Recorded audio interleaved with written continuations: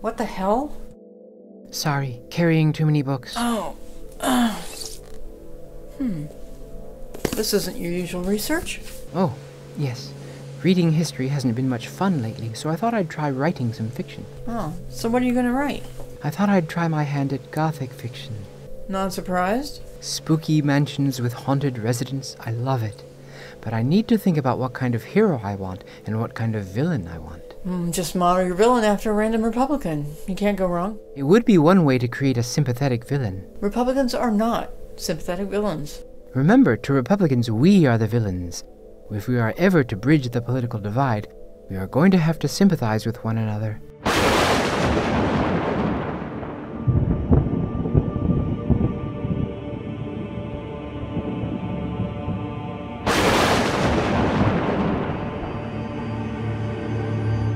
Arlie Russell Hochschild's 2016 book, Strangers in Their Own Land, is an exploration of the lives and politics of the reddest of red-blooded red staters, Tea Party voters and Trump supporters in some of the poorest and most heavily polluted parishes in Louisiana. If Jonathan Metzl's Dying of Whiteness is a window into the minds of conservative voters, this book is a window into their hearts. This is important because left-of-center people tend to view conservative communities as insular and closed-minded, and conservatives themselves as holding antediluvian attitudes. Liberal and leftist stereotypes of red state Americans paint them as ignorant and prejudiced. This is unkind, and part of why the right views the left as the real villains, why the right views the left as the real bigots. Let's get into the conservative emotional space here. What are the positive qualities of conservatives? Community, resilience, loyalty, sacrifice, independence, the honor of hard work. What conservatives get out of their communities is a sense of belonging. You really know your neighbors. Conservatives view lefties as unrooted, loosely attached to their communities, perhaps knowing many people, but superficially. At the same time, liberals have no problem with taking from their communities. They don't see the shame in government charity and how it undermines their independence, how it encourages people who aren't trying to better themselves to live off others like parasites. Lefties are pessimists. They linger too much on bad news. They don't see that criticizing America is attacking the people who believe in the American dream, namely conservatives. It's unclear what liberals and lefties even believe. They've been exposed to a variety of moral codes, they're even proud of that, but the result is a morally lax, secular culture with no rules. What are the values of the left? It's hard to find out when they spend so much time attacking the right as outdated, sexist, and homophobic. Liberals and lefties are always telling conservatives to feel bad for the downtrodden, when conservatives themselves feel downtrodden. Don't say we should be proud to pay taxes for roads and schools, they say. Don't tell us who deserves our concern, they say. Don't tell us to feel happy for gay newlyweds, they say. You're not making them more sympathetic. I'm not? No. They don't want to feel happy for newlyweds? Gay newlyweds. They're still newlyweds. But it's heterosexual marriage that is the center of conservative family life. Other arrangements don't count as marriage because it goes against the natural order of one man and one woman. That's bullshit. Yes, it is. Their favorite book, the Bible, has examples of many different types of marriage. In the book of Matthew, Jesus says that in heaven nobody's married. But from conservatives' point of view, the secular left has false ideas about what is good. There are lefty Christians. Yes, but they don't count as real Christians. Through their upbringing and loyalties, they don't even count as Americans. Conservatives feel that America is blessed by God. They resent being called sexist or bigoted when they're just being godly. But they are sexist and bigoted. You're not going to win conservatives over with that attitude. Didn't you tell me life is worse in red states than in blue states? Only if you count poverty, teen pregnancy, divorce, health care, school enrollment, and pollution. I do, actually. That's the way it's always been. Even before the Civil War, when most of the nation's wealth was concentrated in the South's planter class, the average Southerner was worse off than the average Northerner. They've been putting up with that for 200 years. Conservatives identify with the planter class. The planter class was in charge before the Civil War, and they're in charge today. Planter class. There's no plantations anymore. Don't be so sure. The plantation economy of the South never went away. It's still an economy based on concentrated wealth pushing people to the margins. Take Louisiana. Please. Be nice. Before the Civil War, Southern planters bought most of their hay, corn, beef, and wood from the North or the Midwest. Because the planters had slaves, poor whites were surplus labor, left to live on what they themselves could produce. And now? In Louisiana, at least, oil has replaced cotton. Facilities are built by immigrant labor, run on automation, and employ a small number of experts. Everyone else is stuck with the pollution. Louisiana is a beautiful place with great food, but a single bad day at a refinery can kill neighboring tourism and seafood industries. The oil industry has had many bad days. And they put up with it. It's worth it for the American dream. For those born before 1950, the older one got, the more one's income rose. For those born after 1950, this is not true. The stalled American dream hits many on the right in their 50s, 60s, and 70s. Conservatives see the American dream, material prosperity, as the reward for enduring long hours, layoffs, hazardous work environments, and reduced pensions, basically surviving the hazards and injustices of capitalism. The American dream proposes a right way of feeling, hopeful, energetic, focused. Conservatives are positive people. They're not complainers. They take bad news in stride. They count their blessings. They don't resent the rich, no matter how unethically they may have acquired their ill-gotten booty. Why condemn someone for achieving the American dream? But something has gone wrong on their path to the American dream, and that they resent. The metaphor presented in this book, the metaphor that resonated with the people interviewed and befriended by the author, is that on the path to the American dream is a long queue. You've earned your place in line by surviving every trial of fire life has thrown at you. But if you're born after 1950, the line isn't moving. After all your effort, after all your sacrifice, you're stuck in place. And now you see people cutting in line. They haven't put in the effort you have, but they're cutting in line ahead of you, and it's the liberals who are helping them. Let me guess, the line cutters are black people. And immigrants, and women. What do conservatives have against women? By demanding equality, we're taking men's jobs. A job isn't a thing. I can't take a man's job the way I took your credit card. You what? They're just afraid of the competition, that they might lose to a woman. I think you're probably right. But they can't come out and say they're afraid of competing with women. Instead, they have to say, the federal government isn't on the side of men being manly. What the hell does that even mean? Women no longer need men for financial support. We can get our own jobs and don't need to be married just to survive. And if we do get married, we can marry other women. That's not a bad idea. Did you just propose? Oh, I'm gonna vomit. Always a bridesmaid. This is a serious problem for conservative men. They see themselves as an endangered species. If only. Women are even working in traditionally masculine areas of life. Police, firefighting, the military. They're even on oil rigs these days. Sounds great. And with all the transgenders, what even is a man? Traditional masculine areas of life must be defended against the erosion of manhood before it's taken from them. Bullshit. They keep complaining about things being taken from them. They haven't lost a thing. Really? Not a thing. They still have their guns. They still have their huge trucks. Road yachts. Pavement princesses. Yeah. They still have their goddamn treason flags. And a lot of their treason monuments. They throw tantrums over the tiniest things. They're always angry. But what have they lost? Energy-wasting light bulbs. Lawn darts? Indoor smoking. Their grandkids. Ouch.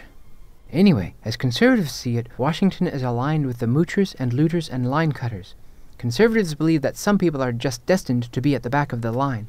Everyone has to find their own niche and learn to be happy where they are. Be happy where they are. What happened to working your way up? The line cutters aren't working. They're living off others. Welfare payments only promote bastardry, addiction, and laziness. Bastardry? Hard work is an honorable way out of poverty, and it comes with clean living and going to church. I don't want to go to church. Neither do the people cutting in line.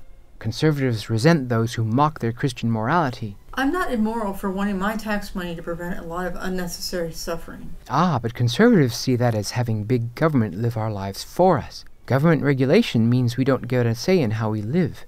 The only force that can stand against big government is big business. Which also hates regulation, especially clean air and water regulations. Industry may pollute your water and your air, but that's not as bad as the way American culture has polluted the very concept of manhood. Oh my God.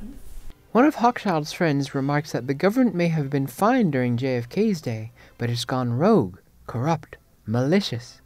Because government is too big, too greedy, too corrupt, it's not the people's government anymore. It can't help anybody. Now, in theory, a democratic republic makes the government accountable to the public. Regular elections give the people the opportunity to approve or remove their representatives. So whence this hostility to the people's government? It originates in who counts as the people. Before the Civil War, black Americans had no civil rights. even in areas where they were a majority of the population. During Reconstruction, the American military defended their civil rights, especially their voting rights. To Southern conservatives, the federal government was a hostile occupying power. Once Reconstruction was abandoned and federal troops went home, Southern conservatives suppressed the black vote legally when they could, with terrorist paramilitaries when they could not. The mid-20th century saw the federal government start slowly moving toward protecting the right to vote for all Americans. From that moment, more and more conservatives began to regard the federal government as an enemy, a view formerly consigned to the fringes. 40 years ago, Ronald Reagan stated that government was the problem. Not incompetence, or waste, or cronyism, but the government of the United States itself. One of his 1980 campaign themes was that welfare frauds were everywhere and were stealing tax money from hard-working Americans. In this framing, the federal government takes money from workers and gives it to the idle. It takes from those of good character and gives to those of bad character. In reality, of course, welfare fraud exists, but careful audits keep it small. It's certainly small potatoes compared to corporate tax evasion. Even so, from the conservative point of view, taking public money from the poor and from schools, hospitals, and environmental protection, and giving it to the richest companies in the world is good policy because it brings jobs. Personally, I think red state voters don't trust government because red states have corrupt, ineffective single-party governments. They assume all government is corrupt, and that such corruption can only be endured, never reduced. They could always try voting for politicians who would actually help them. They don't trust that kind of politician. Who are they, and what are they pushing? So they vote for politicians who don't offer help. That's the more familiar, more comfortable choice, and to many, the moral choice. Like I've said before, I'm not immoral for wanting tax money to prevent unnecessary suffering. Ah, but conservatives prize unnecessary suffering. They sure seem to. We have to endure what life throws at us, they'll tell you. That's another reason they'll vote for politicians who hurt them. Because unnecessary suffering builds character? Correct. I call it pseudo-populism. Anyway, you're overlooking a big problem with having a government that actually provides services. And what's that? Making government useful would involve making it bigger. Big government undermines community. I'm making an effort here, but I just don't understand their motivations. Conservatives are motivated by taxes, faith, and status. They trust politicians who will lower taxes, center Christianity, and protect their status. A useful, secular, multicultural government won't do any of that. Government is too corrupt to regulate big business, but it still has the power to regulate people and oppress them. Conservatives stand for freedom against that oppression. Big business relies on conservative communities not fighting back when they move in. Big business actively seeks out conservative Republican communities to exploit. In her book, Hochschild references a 1984 paper that was used to find communities that would not resist locally undesirable land use. Their least resistant personality profile included the following: longtime residents of small towns in the South or Midwest, high school education at best, Catholic, uninvolved in social issues with no history of activism, involved in nature exploitive occupations such as mining, farming, or ranching, conservative, Republican, advocates of the free market. So despite their rhetoric of freedom, conservatives are quite comfortable with being dominated. But not in the fun way. They may be dominated, but as long as they are obedient to what they perceive as legitimate authority, church, commerce, Republican governments, they feel safe and protected. A legitimate authority is one that uses force to maintain order and offers certainty. Obedience makes conservatives part of the power that dominates them, so that even though they are complicit in their own oppression, their share of that power lets them feel free. They are comfortable with an authority that makes decisions for them, especially on complex matters, because it helps them avoid folly. Embracing that authority is embracing freedom. What about women? We don't have the rights to our own bodies. That's not freedom. Conservative women are fine with that. What the hell is wrong with these women? You're not seeing things from their point of view. According to the interviews in this book, conservative women base their political feelings on their roles as wives and mothers. They want to be wives to high-earning men and enjoy the luxury of being a homemaker.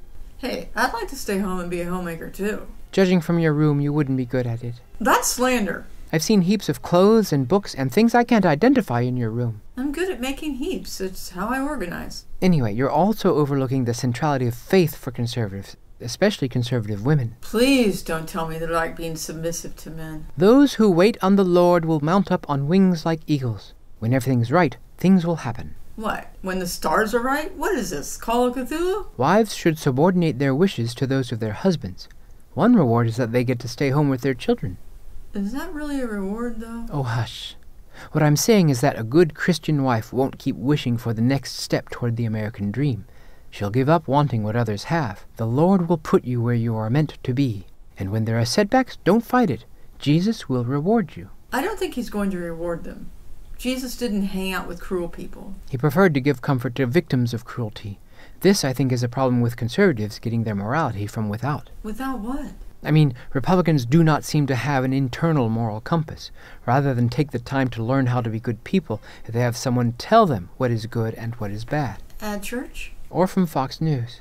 Remember I said that the right doesn't trust the left in part because they don't know where the secular left gets its values? We get our values from a decent respect for human rights. Conservatives get their values from their communities, their leaders, and especially their churches. Being religious is a way of affirming oneself as a moral person. For them, religion does what it did for everyone in the old days. Start holy wars? It's a foundation of community and trust. Two strangers who know nothing about each other except that they share the same religion immediately have a common story. Trust can build on that. Yes, but people who share a belief in human rights can do that too. But that takes effort and introduces uncertainty. Building up an internal moral code with learning and experience takes time. It means encountering different people and different morals, and possibly amending your own. It means you may, from time to time, find yourself in the wrong. That's just life. It is. I think of morality as a skill, something one works to improve over the course of a lifetime. I believe I'm a better person than I used to be. At least I hope I am. No, I'm not. But if you have a church, they can tell you what is right and wrong. You don't have to worry about it. You can't be in the wrong because your moral decisions have been made for you. Morality becomes a checklist. Well, they're using the wrong checklist. That's because churches are run not by aspects of the divine, but by fallible human beings. Some of them are good, some of them are bad. Some want to help, some want power and wealth. Some are kind, some are cruel. And if your religious leaders are cruel and greedy and only looking out for themselves, the moral checklist they give you by which you live your life can be grossly immoral. Religion allows conservative leaders to pursue worldly power behind a veneer of spirituality. The same church leaders who gained political power by denouncing integration went on to denounce gay rights. Now they're leading a crusade against transgender people. Basically, they're increasing their power and wealth by going after anyone their followers consider gross. It's weaponized disgust. Though weaponized against out-groups, churches are critical to building and maintaining conservative in-groups. Church takes the place of government-funded public spaces in a very real way. Conservatives grudgingly pay taxes, but they willingly give to their churches. Conservatives believe they are defending their churches and communities against government. A government committed to multiculturalism will challenge the privileged position of Christianity. This is no sideshow. It's a real part of the culture wars. People are alive for a limited time, but heaven and hell are eternal. A government that works for people in the here and now diminishes the need for church, reducing the amount of unnecessary suffering thwarts God's will, which in turn threatens the Christian mission of saving souls. Sometimes I ask myself, is conservatism a political philosophy, or is it just a trauma passed on from generation to generation? The only proper role of government lies in its police powers. Shame attaches to people who take government money when they should rely on their faith.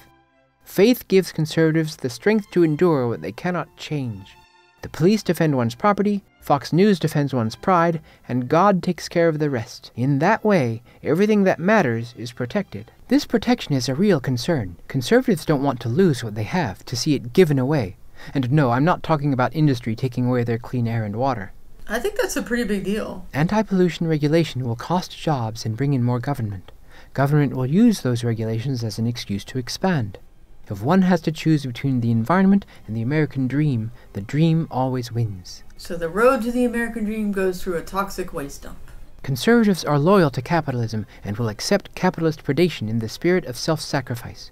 Enduring something bad, such as pollution, for a higher good, such as jobs, is a kind of heroism. I don't see any heroism in that. It's the sacrifice one makes for capitalism. Sometimes you have to suck it up, take it like a man. Even if you're a woman. Conservatives respect fearless men who stand bravely when exposed to danger, such as working in a chemical plant with no protection. That's more like stupidity. No one should have to be in an unsafe workplace. They're fine with it because industry gives them jobs. Government takes jobs away with excess regulation, and it takes tax money away from good people and gives to the undeserving. And who the hell are the undeserving? Who indeed? Compassion is a human quality not limited to any particular political alignment. One can find warm-hearted conservatives and cold-hearted liberals. However, conservatives feel as if everyone left of center is pushing them to extend their compassion to those who don't deserve it. Who are the undeserving? People who aren't trying to better themselves, who just want to live off others. For example, unwed mothers who have a lot of kids, affirmative action recipients who can't find employment, lazy government workers in cushy jobs. In this respect, if you're a church-going conservative, tithes are better than taxes because you know the benefits of the tithe go to people in your community, people like you, not to the undeserving like tax money does. Conservatives do not see poverty as a structural problem. They say, if people refuse to work, let them starve, let them be homeless. In their own experience, especially the experience of white conservatives, they know that people can get jobs and work their way up even if they don't have good educations. But white men can turn to other white men who have job connections. The good old boy network. Blacks and immigrants and women have far fewer connections on which to call.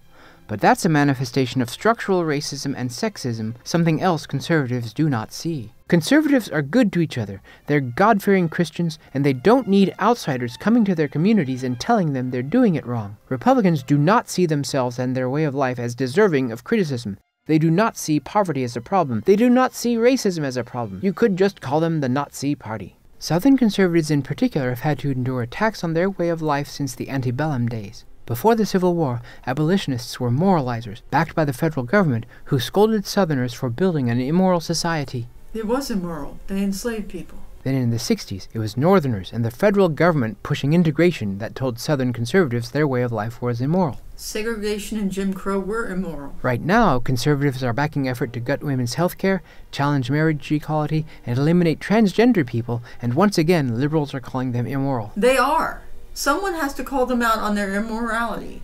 It may as well be the left. Yes, but standing there and scolding the right for being mean doesn't automatically make the left a more attractive alternative. Slavery and segregation are horrors from America's past. Condemning America for its many faults or the many atrocities committed in its name may be the right thing to do, but it is not a good look. Americans don't respond well to people shitting on America. Believe me, I'd like to have an America I could be proud of. Relatable. And if conservatives are so damn proud of America, why are they sabotaging the American government? They say it taxes them too much. Then again, these are people who would rather spend $10,000 a year on unreliable health insurance instead of $2,000 or $3,000 a year in taxes for universal health care. I would be proud of America if my taxes went to universal health care. Conservatives don't feel that anyone should be proud of what government does. No one should be grateful for government help. It's shameful. But it's not shameful to accept charity? Oh, it is, but not as shameful as help from a faceless government bureaucrat. Conservatives can't dictate where that help goes, so they don't like it. But they'll happily donate to causes they deem worthy and tithe to their churches because they believe their money will go to worthy people. Otherwise it might go to the unworthy. Right. Conservatives don't want their money going to people who sleep all day and party all night. Vampires? And this idea of the deserving and the undeserving, the Calvinist idea of the saved and the unsaved, informs everything for them. Godly people should dominate the depraved, who should submit. Sounds like a recipe for dictatorship. It's the rule of the virtuous and strong over the sinful and weak. One of the people interviewed for the book said that children have a natural desire to dominate, and that it only stops when they're afraid they'll get a busted lip. So the ideal alpha male is a high school bully. It's the natural order of things as they see it. A government that limits bullying goes against the natural order. The biggest bullies have the most freedom. That's what freedom means to Republicans. The conservative need for hierarchy, for superiors and inferiors, for dominance and submission, may be the hardest thing for those of us on the left to understand. In a hierarchical society, people know their places. There is no uncertainty. The concept of race was created to support a hierarchy, with white Europeans dominant over non-whites. Capitalism supports a hierarchy, with the wealthy dominant over the poor. Patriarchy supports a hierarchy where men dominate women. In general, the left wants to flatten or eliminate hierarchies. People on the right oppose this because they prefer the certainty of hierarchy. They know where they stand in a hierarchical world, and they don't mind if it's a lowly position, as long as it's not at the bottom. That's why conservative women submit to cruel men, why conservative communities submit to amoral corporations, why conservative politicians submit to unprincipled billionaires. They would be lost in an equal multicultural society. Conservatives have an emotional need to be better, or at least better off, than someone else. This is another reason why conservatives generally oppose policies that would improve quality of life for all people. If everyone can receive the same benefit, then who is beneath you? So that is why conservative voters will fight to keep things like food, shelter, and healthcare a privilege rather than a right, even when they would personally benefit. What the left sees as trying to make things more just and equal, the right sees as inferiors usurping a superior status to which they have no claim. The harm they experience by granting power to cruel politicians is worthwhile to them. They would rather serve in hell than have no one to rule over in heaven. This, I think, is one of the reasons they hate calls from the left to treat all people with decency and respect. In a hierarchy, your superiors and your peers deserve respect, but your inferiors do not. Demanding conservatives respect people who, in their eyes, don't deserve it, curtails their freedom. The hell it does. No, it does. When queer people say their lives would be easier without prejudice, conservatives perceive that as them forcing their way of life on conservatives. How? LGBT people want the whole world to change so that it will be easier for them to live. Conservatives don't want to be forced to change. Because they're bigots. They also don't want to be called bigots. If they do bigoted things, they should get used to being called out on it. Yes, but bigots are bad people. And they don't want to be bad people? I used to think that, but now I'm not so sure. Remember I said I was thinking about writing a story. Who has the most freedom in stories? Villains. Liberated from ideas of right and wrong, villains can do whatever they want. I think many conservatives, especially conservative leaders, are consciously turning toward transgressive political villainy to help them stand out from the crowd.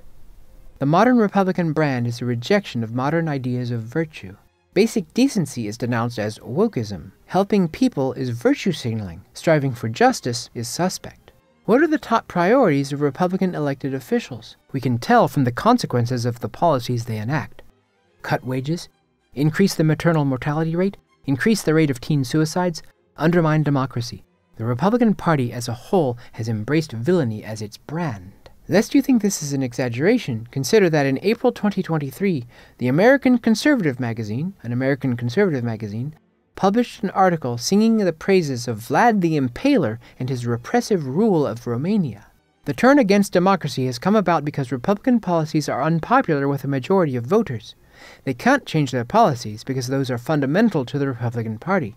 The only answer is to restrict voting and to enact their cruel policies through judicial orders issued by Republican-controlled courts. Republican voters support this because from their point of view, democracy undermines virtue. Liberal democracy and the promotion of human rights has split the nuclear family, erased the differences between men and women, and thrown society into chaos. Conservatives want a strong, traditionalist government that will enforce their religious views on society. The man who invented the critical race theory scare, Christopher Rufo, has explicitly spoken of reconquering public institutions. In this way, family and community will be restored, chaos will be banished, and everyone will know their place. Fortunately, Republican leaders have become more interested in building their brands than in passing legislation.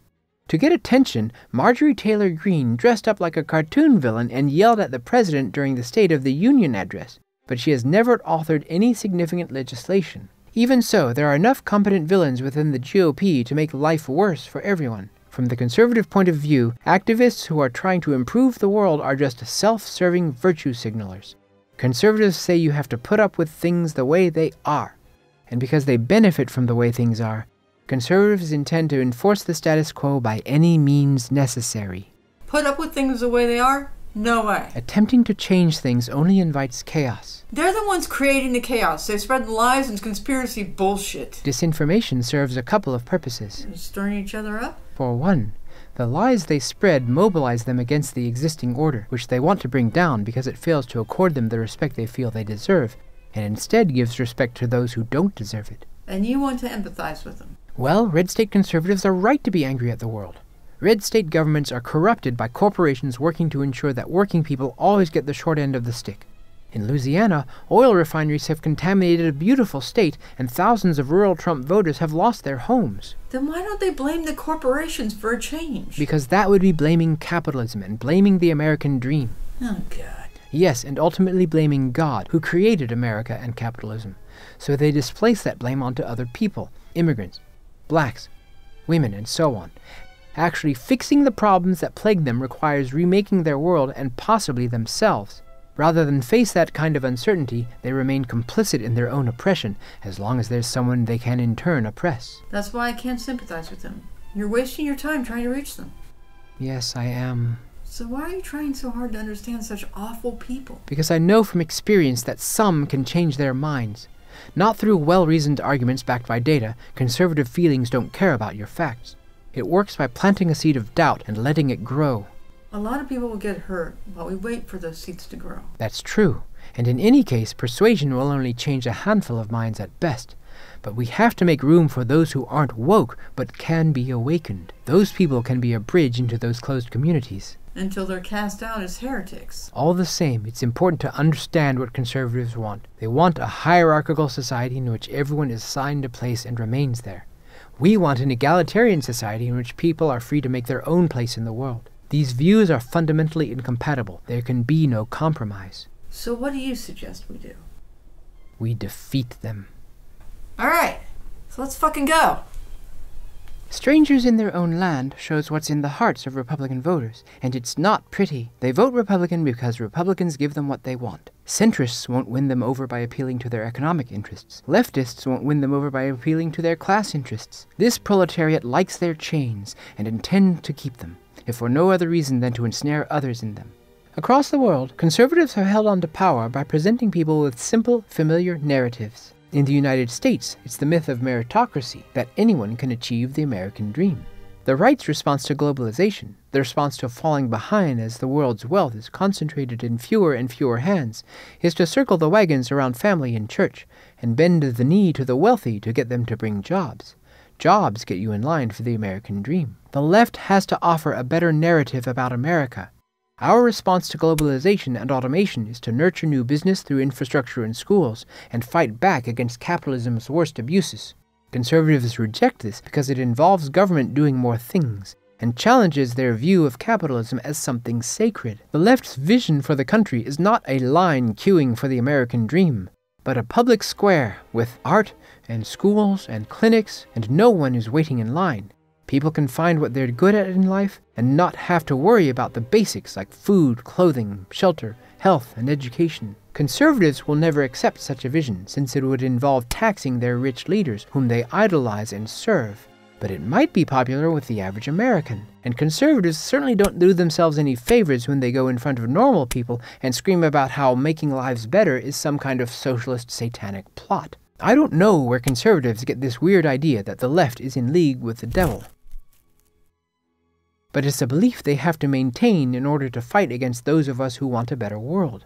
I'm sure they think that we on the left have mastered the 7 deadly sins. We haven't. I can't even muster basic lust. But it is ordinary, middle, and working-class conservatives who are the ones too proud to examine their beliefs. They are too slothful to make the effort to open their hearts and minds. They are wrathful and eager to pour out that wrath on those they believe undeserving of love or life. I could probably go on and list even more sins that conservatives commit very well, but I'm tired. It's important to understand that the average red state conservative wants what their leaders are offering. The left cannot win them over because they do not want a more equal economy or society. They are not being misled. They are not looking for leaders who will implement policy. They are looking for blunt instruments with which to beat down those whom God himself made their inferiors. They are not being deceived. Lied to, yes, but as far as they are concerned, everyone lies, so they will listen to and vote for those whose lies do not challenge them, whose lies give them the most comfort. They are not voting against their own interests. Conservative governments may hurt them and their children, but those same governments protect their honor, their pride, and their worship. Conservatism at its philosophical best is about protecting what is good in the world against the forces of change. In practice, this has involved defending privilege and all too often perpetuating injustice. Today, Americans who vote Republican do so specifically to perpetuate and reinforce injustice. Republican voters want a hierarchical world in which there is someone whose basic humanity can be ignored. One or more classes of people who have no rights that they must respect. In-groups whom the law protects but does not bind, and out-groups whom the law binds but does not protect. And as much as conservatives will complain that other people are telling them how to live their lives, all they are being asked to do is to cease their attacks on the humanity of others, to leave people alone. It's easy to accommodate people who aren't attacking anyone, But as long as conservative voters believe that some people are inherently better than others, and they have to enforce that, there can be no live and let live. Individual conservatives can be very kind and very generous to the people who matter to them, but the world they want to subdue in the name of their religion and their rulership would be hateful and oppressive to most of us. As long as conservatism is a holy war against the world and the people who inhabit it, it must be opposed and defeated, not accommodated. For in America today, there is no hate more powerful than Christian love, and no tyranny more oppressive than conservative freedom.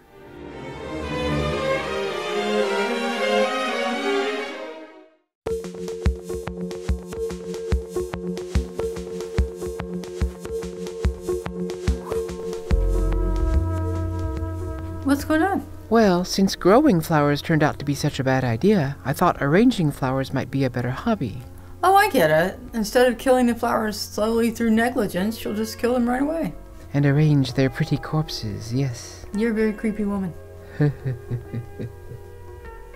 I'm just going to pop out to the field south of the pool and collect a few wildflowers. Why? I have to start with something, and the flowers there are very pretty. Want to come? It'd probably be safest for you if I did. Why do you say that? You're a reader, a gamer, and a thinker. Every time you go outside, you're risking your life. Oh, come on. It's not like I'm going to be carried off by falcons the moment I step outside. Hope springs eternal. I'll just be a few moments. Pick the ones I like the best, then go back up to the suite and see what I can do. Okay. I'll just, watch for falcons.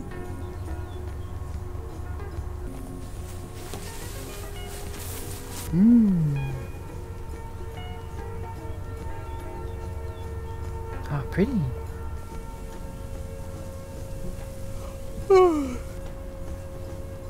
Let's see.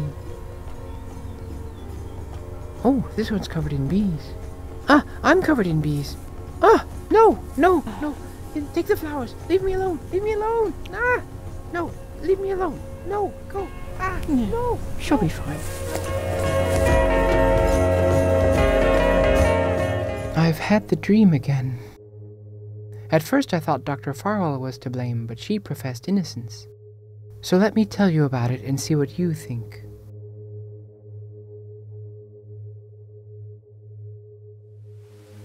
That's a great fort. I approve. I love it.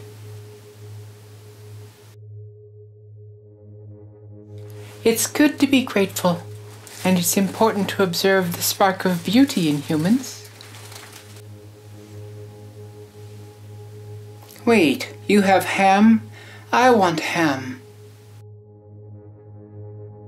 I'm watching this a year late, but I was still worried. Cute and silly, and I liked it.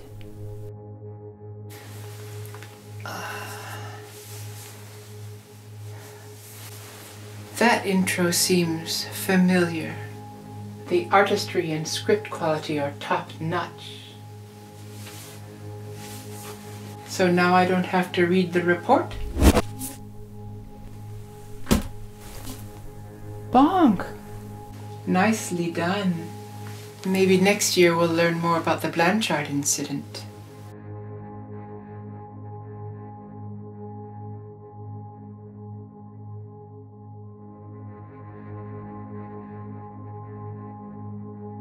Top-notch research. Very informative.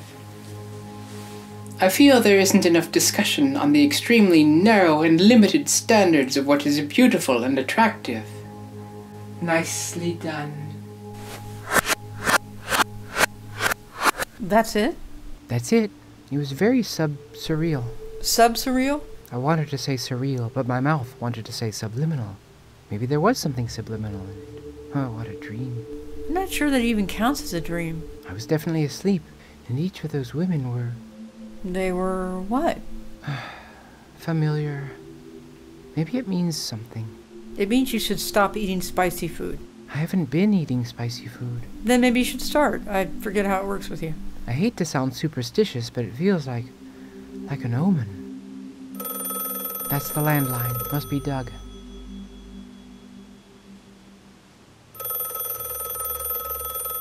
Hello? I thought it was you. What is it?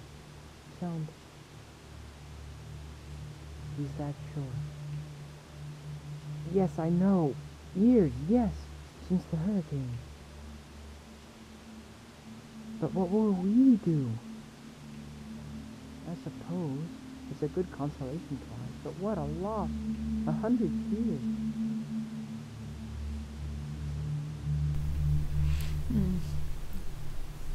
I'm sorry, I dozed off. I guess I didn't sleep well either. Grandfather is selling the hotel.